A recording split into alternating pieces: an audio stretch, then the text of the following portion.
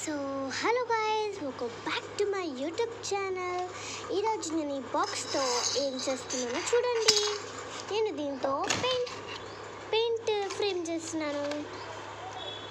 So first of all మీరు ఒక box లాగా గీసుకోవాలి, ట్రయాంగిల్ షేప్. కొంచెం కట్ చేసుకొని పెట్టుకున్నాను ఆల్రెడీ. ఇంకొంచెం కట్ చేస్తా, ఆగండి. సీజర్స్ అస్సలు వాడకండి, చాలా నీట్ అయింది. అలానే షేప్ అవుట్ కూడా అవుతుంది. దీన్ని ఇలా అనుకుంటే అయిపోతుంది. స్క్వేర్ షేప్లో కట్ చేసేసాం స్క్వేర్ షేప్. కానీ ఇదంతా ఎలా ఉందంటే షేప్ అవుట్ అయినట్టుంది. ఎల్లో బాగాలే అంతా గలీసింది కాబట్టి 3, 2, 1 గో. సో ఇప్పుడు గ్లూతో చేసేది ఏందనుకుంటున్నారు? ఆగండి. ఇవంతా కనిపిద్దంటే మనము ఏం యూజ్ చేయాలంటే పేపర్ యూజ్ చేసి పెడదాము అని అనుకున్నాను. ఫస్ట్ ఒక సింగిల్ పేపర్ కట్ చేద్దామని అనుకున్నాను, కానీ ఫస్ట్ డబల్ పేపర్ కట్ చేద్దాం అనుకున్నా, తర్వాత సింగిల్ పేపర్ కట్ చేద్దామని అనుకుంటున్నాను.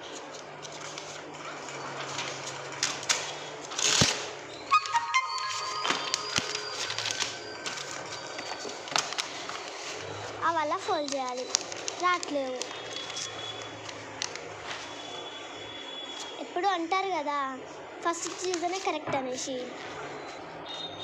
ఒక పెద్ద పేపర్ మధ్యలో తీసుకోవాలి, అదే పిన్ పేపర్, ఫోల్డ్ చేయాలి.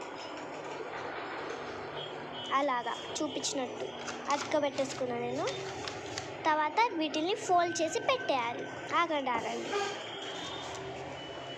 అలా నాకు ఎల్లో కనిపిస్తున్నాయి. ఏం చేయాలో అర్థం కావట్లేదు. ఐడియా వచ్చింది. నా దగ్గర స్టిక్కర్స్ ఉన్నాయి కదా, స్టిక్కర్స్ అతికిచ్చేద్దాం.